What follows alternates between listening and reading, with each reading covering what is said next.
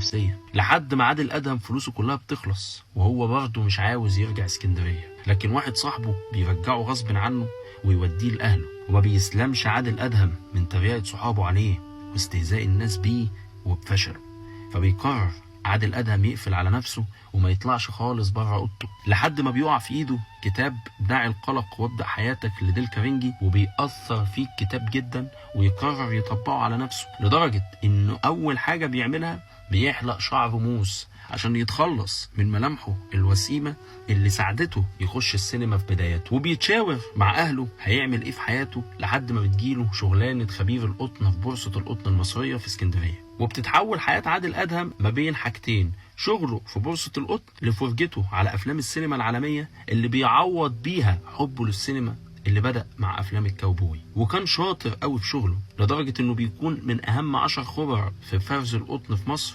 زي ما قلت لك في أول الحلقة. لكن سنة 61 بتصدر مصر قرارات التأميم اللعينة وبتأمم بورصة القطن، وبيتلغي نظام التسويق اللي كان رابط ما بينها وما بين بورصة القطن في ليفربول. وعادل أدهم ساعتها بيسيب الشغل في بورصة القطن المصرية لأنه لقى نفسه هيتحول لموظف، وجاله عقد عمل في بورصة القطن في برلين.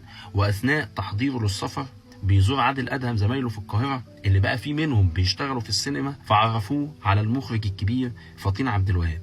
فطين عبد الوهاب اللي أول ما شافه نصحه وقال له يسيب كل حاجة في شغله ويتفرغ للسينما لأنه شكله مختلف وملامحه مش موجودين والسينما محتاجاه. وبالفعل بيسمع عادل أدهم نصيحة فطين عبد الوهاب وبيقعد وبيشتغل في أول فيلم ليه هل أنا مجنونة من إخراج أحمد ضياء الدين. ومن الفيلم ده اتعرف عليه المخرج نيازي مصطفى والمخرج حسام الدين مصطفى اللي ساهموا بشكل كبير في شكل عادل أدهم كشرير يغزو السينما المصرية، لحد ما كترت عليه عروض الافلام لدرجة ان عادل ادهم اللي انور وجدي زمان قال له ما تنفعش وعامله معاملة جافة سببته انه يخش في اكتئاب عميق، بقى هو اللي بينقي افلامه اللي بتتعرض عليه. ومش بس كده، بقى يدي الاولوية للمخرجين الكبار اللي هو بيحبهم او عاوز يشتغل معاهم، زي مثلا كمال الشيخ وحسين كمال واشرف فهمي وفطين عبد الوهاب ونيازي مصطفى، لحد ما بيخش عادل ادهم مرحلة السبعينات واللي فيها بيتميز بأدواره أصحاب مراكز القوة. وهنا بدأ عادل أدهم يلاحظ العلاقة اللي